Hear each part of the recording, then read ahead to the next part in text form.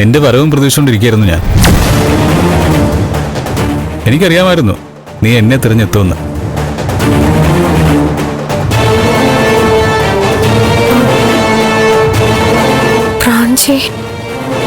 Yes, Pranchi അഥവാ പ്രകാശ് മേനോൻ.